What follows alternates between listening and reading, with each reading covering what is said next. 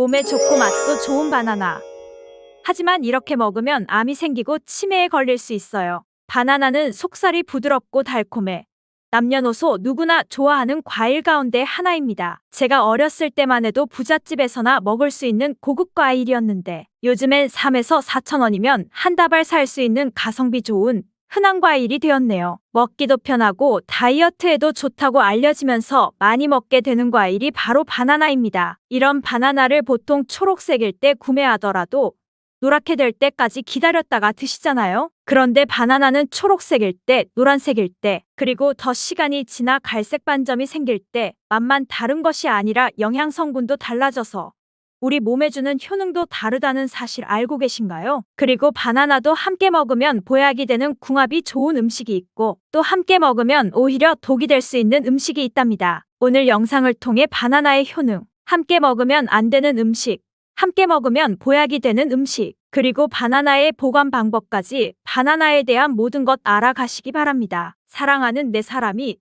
정말 건강하기를 바라는 매일건강TV 구독과 좋아요 알림 설정 해놓으시면 건강정보 빠르게 받아보실 수 있어요. 그럼 바나나에 대한 모든 것 바로 시작합니다. 바나나가 어떤 상태일 때를 가장 좋아하시나요? 저는 예쁘게 노란색으로 숙성되었을 때 먹는 것을 좋아하는데요. 그 이유가 초록색일 때는 아직 단맛이 덜하고 식감도 약간 서걱서걱하니 맛이 없는 것 같고 갈색의 반점이 생기면 왠지 보기에 좋지 않고 시간이 더 지나면 상한 것 같은 생각이 들어 먹기에 꺼려지기 때문입니다. 그런데 초록색 바나나, 노란색 바나나, 갈색 바나나가 각각의 영양소가 달라진다는 사실 알고 계셨나요? 먼저 초록색 바나나는 덜 익은 바나나는 맞습니다. 그렇다고 못 먹을 정도는 아닙니다. 단맛이 약간 적은데요. 그 대신에 건강에 도움이 되는데요. 바로 당뇨 환자에게 도움이 됩니다. 초록색 바나나는 소장에서 분해되지 않고 대장까지 내려가서 대장의 미생물에 의해 분해되는 저항성 전분이 풍부합니다. 이 저항성 전분으로 인해 소장에서 흡수가 되지 않아 혈당이 급격히 오르는 것을 막아주는 역할을 합니다. 당뇨 환자분들이 바나나가 단맛이 좋은 열대과일이라서 못 드시는 것으로 생각하시는데요. 초록 바나나를 드시면 좋습니다. 그리고 이 초록색 바나나는 소화되는 시간이 길기 때문에 포만감을 오래 유지시켜주어 다이어트하는 식단에도 도움을 줄 수 있습니다. 저항성 전분이 가진 이런 효능들로 인해 비만, 당뇨를 예방할 뿐만 아니라 대장암도 예방하는 것으로 알려져 있습니다. 한 가지 주의할 점은 과민성 대장증후군이 있는 분들이 초록색 바나나를 드시면 증상이 악화될 수 있으니 주의하시기 바랍니다. 두 번째로는 노란 바나나인데요. 초록색 바나나가 노란색으로 변할 수 있는 요인은 바로 에틸렌가스 때문입니다. 나무에서 떨어진 바나나는 꼭지에서 에틸렌가스가 분비되는데요. 이때 초록색을 띠는 클로로필 성분이 에틸렌가스에 의해 분해가 되어 점점 노란색으로 변해가는 것입니다. 이렇게 노랗게 변한 바나나는 색깔만 변한 것이 아니라 성분에도 변화가 생기게 됩니다. 당뇨에 도움이 되는 저항성 전분은 점점 줄어들게 되고 포도당, 과당 같은 당분은 점점 늘어나게 됩니다. 그렇기 때문에 초록색 바나나보다 노란색 바나나가 훨씬 단맛이 좋게 되는 것이지요. 식감도 더 부드러워지고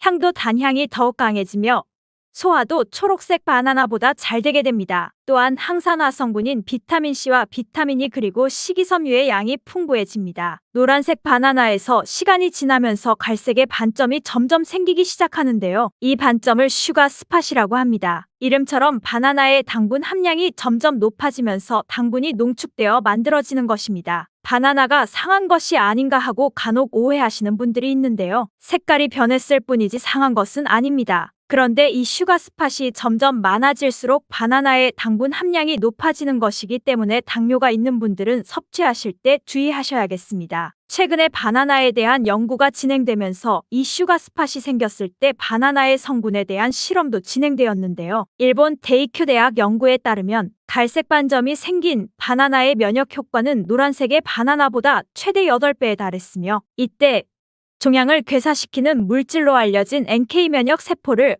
활성화시킨다고 합니다. NK 면역 세포는 바이러스에 감염된 세포나 암세포를 직접 파괴하는 역할을 하고 TNF라는 종양 괴사인자를 분비하여 비정상 세포의 증식을 억제하고 암세포의 자살을 유도합니다. 이게 무슨 말이냐면 쉽게 말해 갈색 반점이 생긴 바나나는 면역력을 강하게 하고 암 예방과 치료에 도움을 줄 수 있다는 것입니다. 바나나에 이런 효능이 있다니 놀랍지 않나요? 바나나에 함유되어 있는 성분을 살펴보면 칼륨과 마그네슘 등의 다양한 미네랄이 풍부하게 함유되어 있고 비타민 C, 비타민 B6, 비타민 A 등의 다양한 비타민도 함유하고 있습니다. 또한 우리 몸에 에너지를 공급하는 탄수화물도 풍부하게 함유되어 있습니다. 운동 경기를 보다 보면 선수들이 바나나를 먹는 장면을 볼 수 있는데요. 운동 중에 바나나를 먹으면 풍부한 탄수화물로 인해 에너지를 빠르게 공급해주어 폭발적인 힘을 내는데 도움을 줄 수 있기 때문입니다. 나이가 들면서 점점 몸 안의 호르몬이나 에너지의 균형이 깨지고 건강이 점점 안 좋아지게 되는데요. 특히 혈관 건강에 문제가 생기는 경우가 많이 있습니다. 혈관 건강에 문제가 생기면서 나타나는 대표적인 증상이 고혈압이 되겠지요. 이 때문에 나이가 들면서 혈압을 관리하는 것이 정말 중요한데요. 바나나에 풍부하게 함유된 칼륨은 세포의 삼투압과 수분 평형 유지 기능을 수행하여 몸 안에 나트륨을 배출하는 데 도움을 주어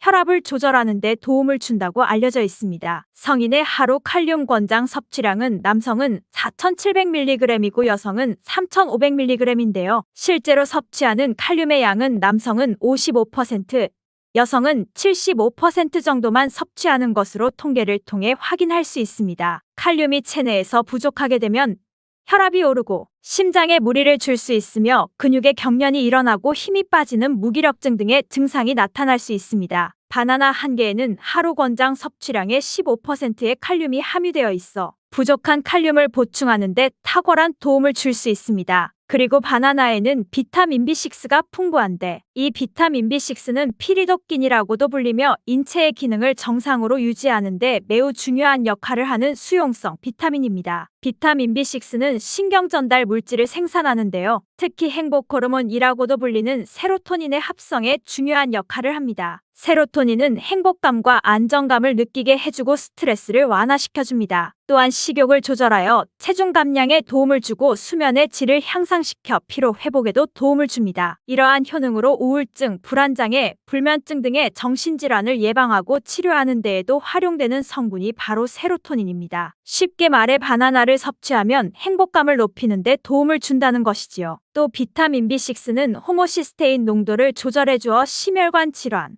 뇌혈관 질환을 예방하고 단백질을 분해하여 몸에 에너지를 공급하는 데에도 도움을 주어 바나나를 먹으면 힘이 나는 것입니다. 고기를 먹고 바나나를 먹으면 단백질 분해를 도와주어 소화를 잘 되게 해주기도 합니다. 이런 좋은 효능이 있는 바나나도 함께 먹으면 오히려 독이 되는 식품이 있는데요. 그 첫 번째는 바로 우유입니다. 그렇게 유명한 바나나 우유도 있는데 이게 무슨 말이지? 이런 생각하신 분들 있죠? 네, 맞습니다. 우유에 풍부한 칼슘은 흡수가 잘 안 되어 다른 미네랄 성분이 필요한데요. 대표적으로 비타민 D와 마그네슘입니다. 바나나에는 마그네슘이 풍부하여 우유의 칼슘을 흡수하는 데 도움을 주고 우유에 풍부한 칼슘은 바나나의 칼륨과 함께 우리 몸속에 나트륨을 배출하는 효능을 극대화시켜주기도 합니다. 또한 우유에 풍부한 트립토판은 세로토닌의 분비를 도와주어 바나나와 함께 행복도를 높이는 데 탁월한 효능을 발휘하기도 하지요. 하지만 이러한 효능도 소화를 잘 시켰을 때의 이야기입니다. 소화력이 좋은 분들에게는 이런 효능을 누릴 수 있지만 나이가 들며 소화가 잘 안 되는 분들이 바나나와 우유를 함께 드시게 되면 불용성인 바나나가 위 속에 오래 남아있게 되고 바나나의 유기산과 당분이 우유에 풍부한 단백질,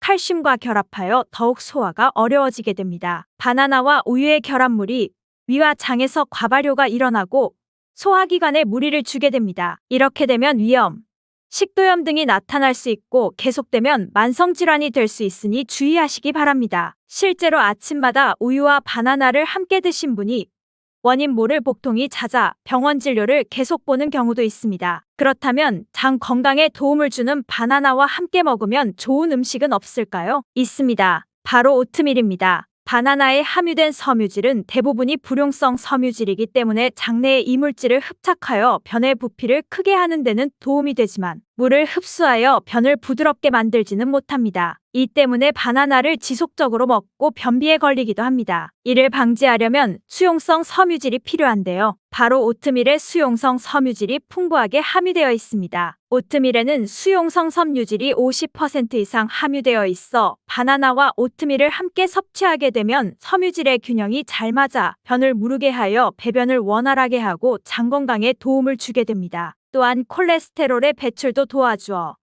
혈관 내의 나쁜 콜레스테롤의 수치를 낮추는 데에도 도움을 줄 수 있습니다. 바나나와 함께 먹으면 독이 되는 음식 두 번째는 바로 고구마입니다. 고구마는 바나나와 함께 다이어트에 도움이 되는 음식으로 함께 섭취하는 경우가 종종 있는데요. 고구마와 바나나는 복합 탄수화물이 풍부하여 포만감을 길게 유지해주어 다이어트에 도움이 될 수 있습니다. 하지만 한 가지 문제가 있는데요. 그것은 바나나와 고구마 둘 다 칼륨의 함량이 높다는 것입니다. 칼륨을 과다하게 섭취하게 되면 고칼륨 혈증을 일으킬 수 있고 이로 인해 무력감, 피로감, 메스꺼움, 구토, 근육마비, 호흡곤란 등이 있으며 심한 경우 저혈압, 부정맥, 근육마비, 심장마비, 혼수 상태 등의 심각한 부작용이 나타날 수 있습니다. 신장이 약한 분들은 몸에서 칼륨의 배출이 원활하지 않기 때문에 고구마와 바나나를 지속적으로 함께 드시게 되면 신장을 더욱 망가지게 해 건강을 악화시킬 수 있습니다. 바나나와 함께 먹으면 보약이 되는 음식은 오트밀에 이어 파인애플이 있습니다. 바나나와 파인애플에는 브로멜라인이라는 효소가 풍부한데요. 이 효소는 운동 후에 생기는 근육의 염증을 빠르게 회복시키고 또한 근육의 피로 회복에도 도움을 주는 것으로 알려져 있습니다. 또한 바나나와 파인애플을 함께 드시게 되면 단백질 분해를 극대화해 소화를 돕고 소화불량, 변비, 대장염 등의 소화기 질환을 예방하는 데에도 탁월한 효능을 발휘하게 됩니다. 바나나와 함께 먹으면 보약이 되는 음식 세 번째는 카카오입니다. 바나나에는 도파민이라는 신경을 자극하는 물질이 많이 함유되어 있는데 카카오에는 바로 이 도파민 생성의 원료가 되는 아미노산이 풍부하여 카카오와 바나나를 함께 드시면 행복도를 높이는 효능이 극대화가 되는 것입니다. 또한 카카오에는 폴리페놀과 플라보노이드 등의 항산화 물질이 풍부하여 체내 활성산소를 제거하고 세포의 노화를 방지합니다. 바나나에도 항산화 물질인 베타카로틴과 비타민C가 풍부하여 카카오와 바나나를 함께 드시면 항산화 효과를 폭발적으로 높일 수 있습니다. 바나나와 함께 먹으면 보약이 되는 음식 네 번째는 바로 견과류입니다. 바나나와 견과류를 함께 드시면 세로토닌의 분비가 촉진되어 마음을 차분하게 하고 숙면을 취하는 데 도움이 됩니다. 또한 바나나의 풍부한 마그네슘은 근육의 이완을 돕고 견과류의 트립토판을 세로토닌으로 바꿔주는 성분인 비타민 B6가 바나나에 풍부해 견과류와 바나나를 함께 드시면 불면증과 우울증을 예방하고 개선하는 데 탁월한 도움을 줄 수 있습니다. 바나나를 보관하실 때에는 바나나의 꼭지 부분을 랩이나 호일로 감싸 주신 상태에서 바나나 거리 같은 것에 걸어 두시는 것이 좋습니다. 그렇게 하면 바나나 꼭지에서 나오는 에틸렌가스를 어느 정도 차단해 주어 바나나가 빨리 숙성되는 것을 방지하여 좀 더 오래 보관할 수 있습니다. 그리고 열대과일인 바나나는 냉장고에 보관하시게 되면 냉해를 입어 바나나색이 빠르게 검은색으로 변하게 되는데요. 상한 것이 아니니 먹는 것은 괜찮지만 보기에 좋지 않으니 바나나는 상온에 보관하시기 바랍니다. 다만 바나나를 오래 보관하시려면 껍질을 벗긴 상태에서 먹기 좋은 크기로 잘라 냉동 보관하셨다가 드시면 됩니다. 오늘의 내용을 정리하면 바나나는 초록색일 때, 노란색일 때, 갈색 반점이 생겼을 때 각각 효능이 다르니 기억하셨다가 그에 맞게 섭취하시길 바랍니다. 그리고 함께 드시면 독이 될 수 있는 음식으로는 우유, 고구마가 있었고 함께 드시면 보약이 되는 음식은 오트밀, 파인애플, 카카오, 견과류가 있었습니다. 꼭 기억하셔서 건강한 식생활 하시는 데에 도움이 되길 바랍니다. 한국 사람들이 전 세계에서 가장 많이 먹는 식재료가 뭘까요? 바로 마늘입니다. 좋은 효능이 정말 많은 마늘에 대해서 알아보겠습니다. 정말 몸에 좋은 마늘이지만 함께 먹으면 오히려 건강을 해치는 음식들이 있어요. 마늘은 우리나라 음식에서 들어가지 않는 음식을 찾는 것이 어려울 정도로 다양하게 사용되는데 먹는 방법에 따라서 우리 몸에 주는 마늘의 효능이 다 달라요. 그리고 마늘 껍질은 먹지 않고 버리시지요? 오늘부터 절대 버리지 마세요. 마늘 껍질을 왜 먹어야 하는지 그리고 어떻게 먹어야 하는지 자세히 알려드릴게요. 오늘 영상을 통해서 마늘과 함께 드시면 안 되는 음식과 마늘과 함께 드시면 좋은 음식, 그리고 마늘 껍질의 효능까지 마늘에 대한 모든 것 알려드릴게요. 당신의 매일매일이 건강하기를 바라는 매일건강TV. 구독과 좋아요 눌러주시고 전체 알림 해놓으시면 앞으로 알려드리는 필수 건강정보 빠르게 받아보실 수 있어요. 마늘은 세계 10대 슈퍼푸드 중 하나로 간암, 폐암, 대장암 등 각종 암 발생을 억제하는데 효과가 있어요. 마늘은 우리나라 사람들이 정말 좋아하는 식재료인데요. 한국농촌경제연구원 자료에 의하면 우리나라 1인당 1년 마늘 소비량이 7kg인데요.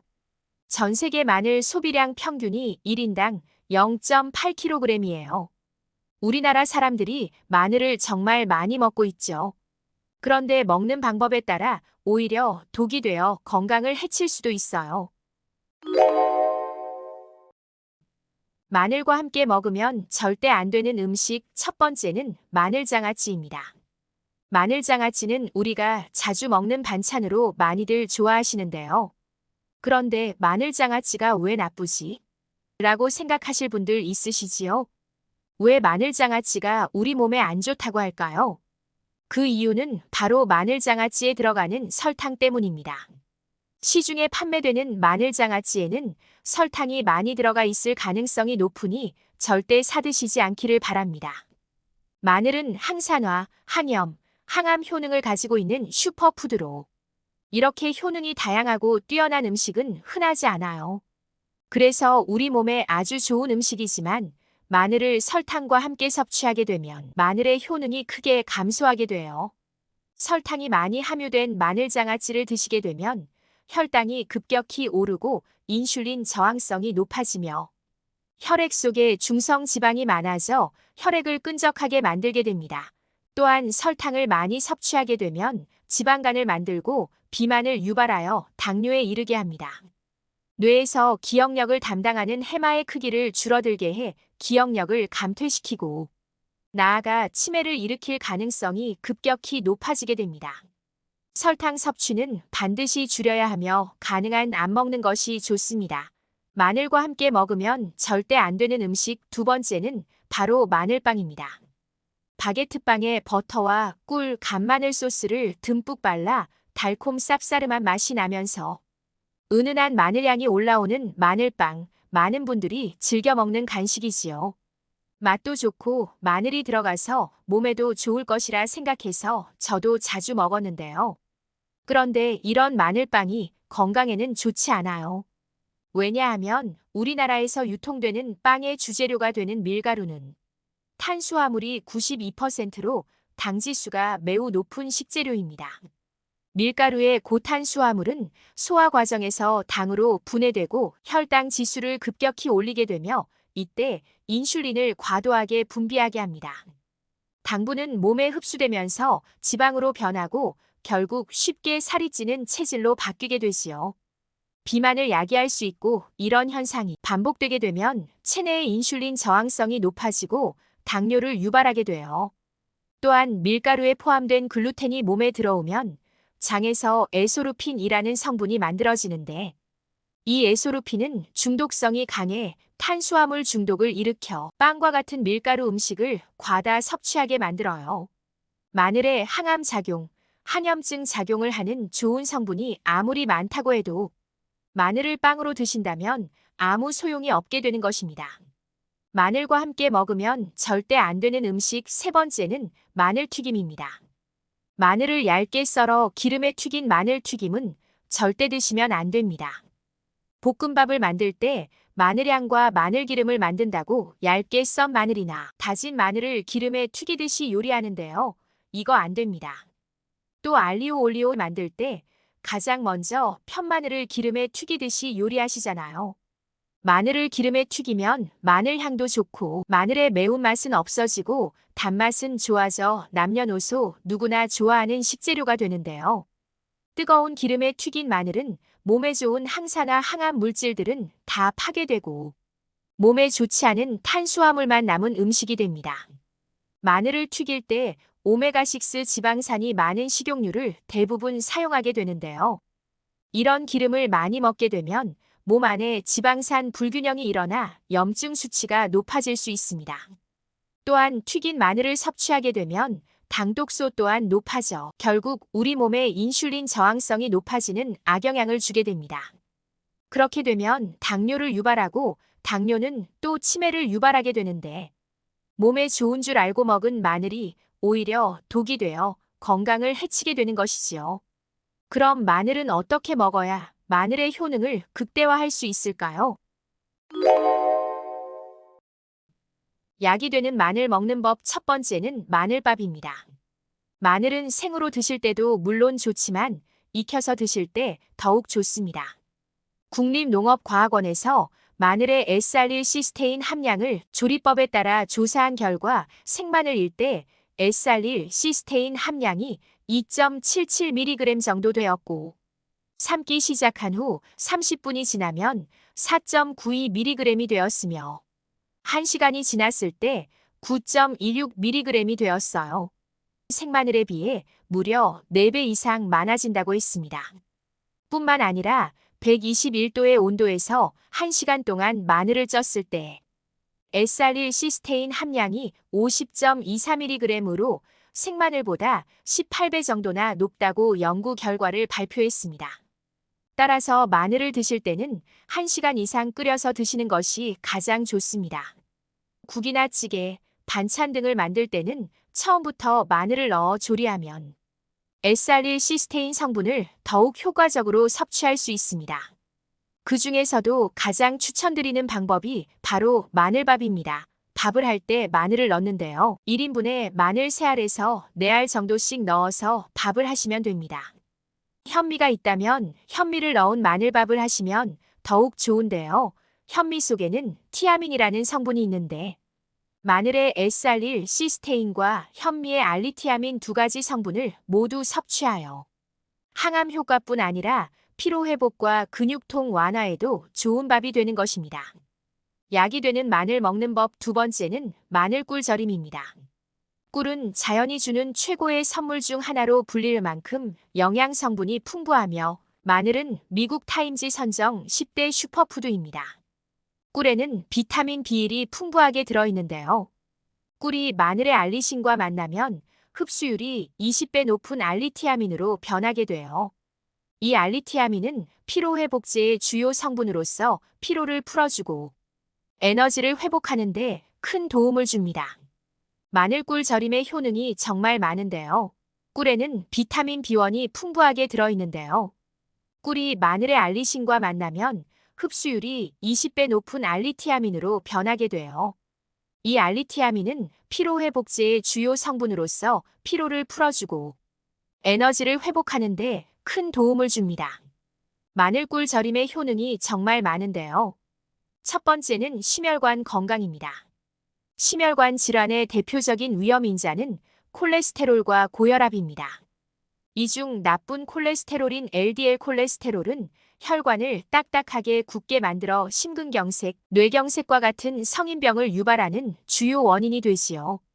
마늘꿀 점임은 나쁜 LDL 콜레스테롤 수치를 낮추어 혈압을 조절하여 심장질환이나 뇌졸중 등 심혈관 질환의 발병 위험을 낮추는 데 도움을 줍니다. 마늘꿀 절임의 효능 두 번째는 항바이러스 효과입니다. 꿀은 항바이러스 및 항박테리아 작용을 하지요. 꿀에 함유된 페놀산, 플라보노이드 등의 식물성 화합물은 체내에 침투하는 바이러스나 세균을 제거하여 독감이나 감기와 같은 질병을 예방합니다. 마늘꿀 절임의 효능 세 번째는 항균 효과입니다. 마늘꿀 절임은 폐렴과 식중독을 포함한 각종 질병과 감염병을 일으키는 박테리아의 성장을 억제하는 데 효과적입니다. 연구 결과 마늘꿀 절임이 항생제로 치료가 불가능한 박테리아 감염을 억제할 수 있음을 보여주었습니다. 마늘꿀 절임 효능 네 번째는 인지력 향상입니다. 마늘꿀 절임의 항산화 작용은 면역 체계의 균형 유지와 질병 예방에 기여합니다. 특히 마늘에 함유된 항산화 성분인 교릭은 노화나 질병으로 인한 뇌 손상을 보호합니다. 치매와 알츠하이머 같은 퇴행성 뇌질환을 예방할 뿐만 아니라 기억력 및 인지력을 향상하는 데 도움을 줍니다. 그 외에도 여러 효능이 있는데요. 혈류를 개선하고 디톡스 작용으로 붓기를 빼는데 탁월하며 피부의 상처 회복과 화상을 치료하는데 효과가 좋습니다. 무엇보다 마늘꿀 절임이 좋은 것은 구하기 쉽고 만들기도 간편하다는 것이지요. 만드는 방법은 먼저 깨끗이 씻은 마늘을 찜기에 넣고 약 10분 정도 쪄줍니다. 마늘을 찌게 되면 마늘 특유의 매운맛이 줄어들어 먹기 편할 뿐만 아니라 위장에 부담을 덜어주는 장점이 있습니다. 마늘을 꺼내 한 김 식힌 후 수분을 제거해주고 완전히 건조된 밀폐 용기에 마늘을 넣어 마늘이 잠길 정도로 꿀을 넣어주시기만 하면 완성입니다. 이렇게 만든 마늘꿀 절임을 일주일 정도 숙성시키면 더 맛있게 드실 수 있습니다. 성인 기준으로 하루에 5알에서 6알 정도 드시면 되는데 아침 식사 전 공복에 미지근한 물을 한 잔 마신 후 먹는 것이 가장 좋습니다. 마늘꿀 절임을 드실 때 주의사항이 있어요. 한 번에 많이 드시면 속 쓰림, 더부룩함, 설사 등의 위장관 증상이 있을 수 있으며 꿀의 주성분이 당분인 만큼 혈당 관련 문제가 있다면 더욱 조절해서 드셔야 합니다. 또한 알레르기 및 특이 체질이거나 꿀과 마늘 성분에 영향을 받는 질병이 있다면 마늘꿀 절임은 피하셔야 합니다. 그동안 마늘을 드실 때 껍질을 까고 그 껍질을 어떻게 하셨나요? 당연히 버리셨나요? 이제는 절대 버리지 마세요. 마늘 껍질을 통해 엄청난 항암 효과를 누릴 수 있는 것이 밝혀졌습니다. 우리나라 연구진에서 연구한 결과 마늘 껍질을 반복 추출해 만든 추출물이 암 예방에 탁월한 효능이 있다고 발표되었습니다. 특히 유방암, 위암, 간암, 대장암, 폐암 등 다양한 암세포에 대한 억제 효과가 있는데요. 그 중에서도 유방암 세포의 증식을 억제하는 데 효과가 가장 높았다고 합니다. 마늘 껍질의 두 번째 효능은 바로 심혈관을 튼튼하게 한다는 것입니다. 마늘 껍질은 마늘 알맹이보다 식이섬유가 4배, 폴리페놀이 7배나 많이 함유되어 있어요. 식이섬유는 나쁜 콜레스테롤을 몸 밖으로 배출하는데 도움을 주고 항산화 성분인 폴리페놀은 콜레스테롤이 산화되는 것을 막아 나쁜 콜레스테롤이 만들어지는 것을 방지하는 아주 중요한 성분입니다. 또 마늘 껍질을 말려 분말로 만들어 음식에 넣어 드시면 비만을 막아주는 효과를 볼 수 있는데요. 식이섬유가 풍부해 지방의 흡수를 막고 나쁜 지방을 배출하는 데에도 탁월한 효능이 있습니다. 체내 지방의 대사를 촉진하여 지방 분해가 빠르게 일어나 체지방을 제거하는 데 아주 효과적입니다. 또 마늘 껍질은 마늘 알맹이보다 약 1.5배나 항산화 능력이 좋은데요. 항산화 작용이 왜 중요할까요?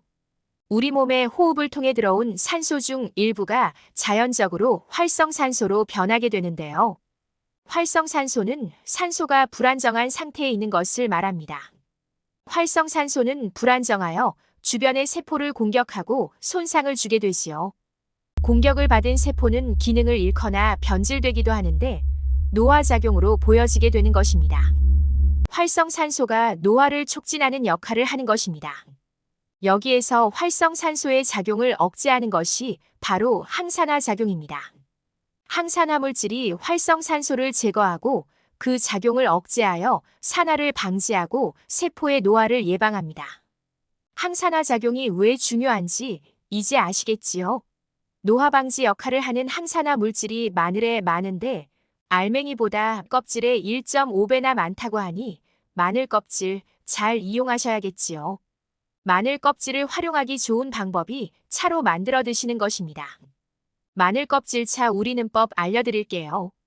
마늘 껍질을 깨끗하게 씻어 말린 다음 기름을 두르지 않은 팬에 마늘 껍질을 넣고 볶아주어 수분을 없애줍니다. 이렇게 하는 이유는 수분을 없애는 것도 있지만 마늘 껍질에 열을 가하게 되면 항산화 성분인 폴리페놀과 플라보노이드 성분이 증가하기 때문입니다. 이렇게 수분을 없앤 마늘 껍질은 냉동실에 보관하셨다가 드실 때 끓는 물에 소주 반 컵을 넣고 물 1리터당 마늘 껍질 15g 정도를 넣고 끓여주시면 됩니다. 이렇게 끓인 마늘 껍질 차를 따뜻하게 드셔도 되고 냉장고에 넣어 시원하게 드셔도 맛이 좋습니다. 이렇게 좋은 마늘이지만 드실 때 주의하셔야 할 분들이 있어요. 마늘의 효능 중에 혈전을 제거하고 혈류를 원활하게 하는 효능이 있었잖아요. 이런 효능이 혈액을 묽게 만들기 때문인데요. 와파린, 아스피린 같은 혈전 용해제를 복용하시는 분이 마늘을 많이 드시게 되면 상처가 생겼을 때 피가 잘 멈추지 않을 수 있으니 주의하시기 바랍니다. 수술을 앞둔 분이라면 최소 수술 전 2주는 마늘을 드시지 않는 것이 좋아요. 또한 평소 위궤양같이 위가 안 좋으신 분들은 마늘에 알리신 성분이 위점막을 자극하여 위궤양 같은 증상이 악화될 수 있으니 주의하시기 바랍니다. 그리고 과민성 대장 증후군이 있는 분들도 마늘을 많이 드시게 되면 복통이 생길 수 있어 적정량만 드시길 바랍니다. 마늘을 보관하다 보면 가끔 상처가 나거나 곰팡이가 생기는 경우 많으시죠. 이때 몇몇 분들은 마늘의 곰팡이를 대수롭지 않게 여기고 곰팡이 부분만 도려내고 드시는 경우가 있는데 이것은 정말 위험한 행동이에요. 마늘 곰팡이는 아플라톡신이라는 매우 강력한 독성 물질인데요. 아플라톡신은 미국 국제암연구소에서 사용을 엄격히 금지한 발암물질 1군에 속하는 매우 위험한 성분입니다. 이 독성이 우리 몸속으로 들어오게 되면 간세포를 빠른 속도로 파괴하고 간암을 유발하며 신체에 퍼져 각종 암을 유발하는데요. 그런데 이 독성은 물에 끓이거나 익혀도 사라지지 않습니다. 그래서 곰팡이 부분을 도려내도 마늘 곳곳에 이미 독성이 퍼져 있을 가능성이 큰데요. 따라서 마늘에 곰팡이가 생겼다면 아무리 아깝더라도 과감하게 버리는 것이 안전합니다. 마늘을 매번 사용할 만큼만 구매해서 쓰면 좋겠지만 꼭 조금씩 남는 경우가 많은데요. 마늘을 무르지 않고 싱싱하게 오래 먹을 수 있는 보관 방법 알려드릴게요. 먼저 마늘을 깨끗하게 씻어주세요. 그 다음 햇빛에 말리거나 키친타월로 닦아주어 물기를 완전히 제거합니다. 밀폐용기에 키친타월을 깔고 마늘을 담아 뚜껑을 닫고 냉장 보관해주세요. 이렇게 하면 마늘을 곰팡이 없이 장시간 싱싱하게 보관할 수 있습니다. 한식에서 마늘만큼 흔하게 또 많이 사용되는 식재료가 양파이지요. 마늘이 정력에 좋다고 하는데 양파에도 그에 못지않은 좋은 효능이 정말 많은 것 아셨나요? 양파는 우리나라 음식에서 빠지지 않는 필수 식재료입니다. 양파는 매운맛이 특징이지만 당도가 5브릭스 정도가 될 정도로 단맛이 높은 식품인데요. 저장성이 좋고 어떤 음식과도 궁합이 좋으며 약성이 높은 기능성 식재료입니다. 허준의 동의보감에서는 양파는 호총이라 하며 성질이 따뜻하고 맛이 매우면서 음식이 소화되게 해 위로 기운을 내린다. 또한 오장육부에 두루 이롭다라고 기록되어 있습니다. 양파에는 소화를 돕는 섬유질이 풍부하여 장 건강에 이롭습니다. 섬유질은 장 내 세균의 건강한 균형을 유지하며 변비 예방에도 효과적입니다. 더불어 양파는 면역 체계를 강화하는데 도움을 줄 수 있습니다. 항바이러스, 항균, 항진균 효과가 있는 성분이 포함되어 있어 감기나 다른 감염병에 걸릴 위험을 줄여줍니다.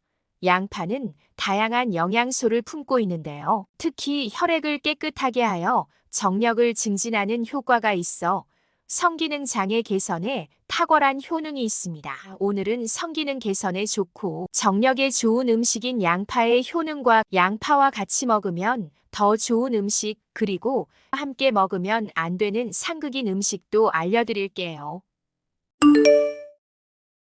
샌프란시스코 의과대학 연구팀 자료에 따르면 양파는 남녀 모두에게 성욕 증진과 정력 보강에 효과가 있어 성기능 장애 개선에 좋다고 밝혔습니다. 그 이유는 양파의 대표적인 성분 알리신, 퀘세틴, 페쿠친 때문인데요. 항산화 작용과 콜레스테롤을 제거하여 혈액순환을 원활하게 하는 효능이 뛰어나서 정력 증진에 효과가 있습니다. 양파에 특히 많은 황화알릴 성분이 체내에 들어가면 알리신으로 변화하는데 신진대사를 촉진하여 혈액순환이 원활해져 남녀의 성기능과 위장 기능을 회복시켜줍니다. 양파만 섭취해도 성기능을 향상하고 발기부전을 개선하는데 효과가 있지만 양파와 같이 먹으면 그 효능이 더욱 높아지는 식품이 있어요.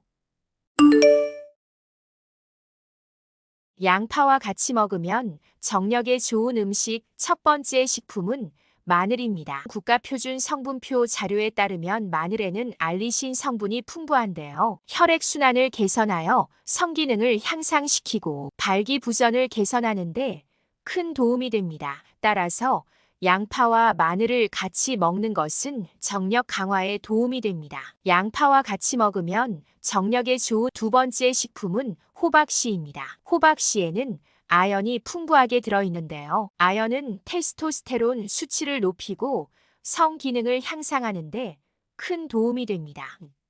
따라서 양파와 호박씨를 같이 먹는 것은 정력을 높여 발기부전을 개선하는데 효과가 있습니다. 양파와 같이 먹으면 정력에 좋은 세 번째 식품은 바나나입니다. 바나나는 칼륨, 비타민 B, 부포테닌, 트립토판, 식이섬유가 풍부한데요. 세포에 일정한 포도당을 제공하고 혈압 조절, 원활한 근육 수축, 성욕 촉진 등 성관계할 때 힘을 낼 수 있도록 해줍니다. 따라서 양파와 바나나를 같이 먹는 것은 정력 향상과 성기능 장애 개선에 큰 도움이 됩니다. 양파의 첫 번째 효능은 정력 증진 효과라는 것을 먼저 말씀드렸습니다. 양파의 효능 두 번째는 암 예방입니다. 양파와 마늘 등을 섭취하는 것만으로 암을 예방한다는 사실이 밝혀졌습니다. 양파와 마늘의 섭취가 암과의 연관성을 살펴보기 위해 이탈리아와 스위스에서 행해진 암 관련 연구 데이터를 분석한 결과 매주 7인분 이상의 양파를 섭취하면 양파를 먹지 않는 경우에 비해 결장암에 걸릴 위험이 반으로 줄어드는 것으로 나타났습니다. 양파 1인분은 약 109g으로 성인 여성의 주먹보다 약간 작은 정도라고 생각하면 됩니다. 이외에도 양파와 마늘을 많이 먹으면 구강암, 인두암, 신장암, 난소암 위험이 감소합니다. 양파의 좋은 효능 세 번째는 혈관 건강입니다. 양파에는 퀘세틴이라는 성분이 풍부해 혈관 건강에 큰 도움을 줍니다. 퀘세틴은 플라노보이드 계열 식물성 색소입니다. 대표적으로 혈관벽의 손상을 막는 효능이 있습니다. 혈중 나쁜 콜레스테롤 농도를 낮추고 좋은 콜레스테롤 수치는 높입니다. HDL 콜레스테롤이 높으면 심혈관 질환의 위험인자 중 하나를 없앨 수 있습니다. 양파의 좋은 효능 네 번째는 혈압을 낮추고 당뇨를 예방합니다. 양파는 혈관에 낀 나쁜 기름을 제거해 혈액순환을 개선하고 혈압을 낮추는 데 도움이 됩니다. 서울의료원이 고혈압 환자 8명에게 4주 동안 양파를 복용시킨 결과 이전과 비교해 수축기 평균 혈압이 떨어진 것으로 나타났습니다. 이러한 양파 효능은 퀘세틴이라는 항산화 물질에서 비롯되는 것입니다. 퀘세틴은 항산화 작용을 통해 혈관의 지방과 콜레스테롤이 축적되는 것을 억제함으로써 당뇨, 고혈압 등의 질병을 예방하는 데 도움을 줍니다. 이렇게 몸에 좋은 양파와 상극인 음식은 어떤 것들이 있을까요? 양파와 상극인 음식 첫 번째는 꿀입니다. 양파는 소화 과정에서 가스를 생성할 수 있습니다. 특히 민감한 사람들은 양파를 섭취한 후 소화불량, 가스 형성 또는 속쓰림 같은 증상을 경험할 수 있습니다. 꿀도 당분 함량이 높기 때문에 일부 사람들에게는 소화에 부담을 줄 수 있습니다. 두 성분을 함께 섭취하게 되면 소화 부담이 더 커질 수 있습니다. 양파와 꿀의 조합은 몸의 pH 균형을 깨뜨릴 수 있습니다. 양파는 알칼리성 성질을 가지며 꿀은 약산성 성질을 가지고 있습니다. 두 성분을 동시에 섭취하게 되면 몸의 pH 균형이 깨질 수 있어 건강에 부담을 줄 수 있습니다.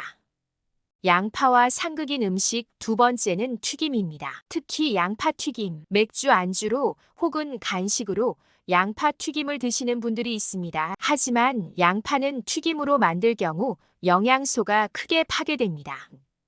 양파 튀김은 고온에서 튀겨질 때 주요한 영양소 대부분이 손실됩니다. 따라서 양파 튀김은 생양파에 비해 영양 가치가 크게 감소합니다. 양파 튀김은 튀김 과정에서 많은 기름을 흡수하게 되므로 지방 및 칼로리 함량이 크게 증가합니다. 체중 증가, 심혈관 질환의 위험 증가와 같은 건강 문제를 초래할 수 있습니다. 고온에서 튀기는 과정에서 유의화합물 아크릴 아마이드가 생성될 수 있습니다. 아크릴 아마이드, 암발병 위험을 높일 수 있는 물질로 알려져 있습니다. 양파와 상극인 음식 세 번째는 새우입니다. 양파는 다양한 요리에 활용되다 보니 새우볶음밥을 하거나 새우튀김을 할 때도 같이 활용되는 경우들이 많습니다. 하지만 양파와 함께 새우를 섭취하는 것은 결석을 유발할 수 있습니다. 그 이유는 양파에 있는 초산이 새우와 반응하여 초산 칼슘이 만들어지게 됩니다. 초산 칼슘은 자주 섭취하게 될 경우 결국 결석이 생길 수 있기 때문입니다. 그렇기 때문에 새우와 양파를 함께 섭취하는 것은 피하시는 게 좋습니다. 끝으로 양파를 더 건강하게 먹고 싶다면 사과를 함께 드시기를 추천합니다. 양파와 사과는 바로 퀘세틴 성분이 이들을 엮어줍니다. 식이섬유가 많아 장 건강에 좋은 사과에도 퀘세틴 성분이 많아요. 사과의 식이섬유는 콜레스테롤을 줄이는 작용을 합니다. 양파와 사과의 퀘세틴은 몸에 나쁜 활성산소가 정상 세포를 침범해 염증으로 악화되는 것을 예방하는 작용을 합니다. 상처 치유에도 효과가 좋아요. 양파, 마늘, 대파 등 백합과 채소가 위암 발생 위험을 낮추는 이유도 이런 항산화 효과 때문이지요. 양파의 많은 크롬 성분은 인슐린 분비를 촉진시켜 혈당을 안정적으로 조절할 수 있게 돕는 무기질입니다. 크롬 성분이 밥빵 등으로 몸에 들어온 탄수화물의 포도당 대사를 도와 혈당 조절을 도와주어 몸의 항상성을 유지하는 데 크게 기여합니다. 혈당 조절을 도와주는 좋은 식품으로 계란이 있습니다. 계란은 완전 식품으로 불리우며 단백질과 필수 아미노산이 풍부하지요. 간편하게 먹을 수 있어 건강한 식사를 할 수 있도록 도와주는 너무나 고마운 음식이지요. 하지만 계란도 잘 못 먹으면 신장 기능이 망가지고 뇌졸중에 위험이 있다는 사실을 아셨나요? 계란에 대한 모든 것들도 알려드릴게요.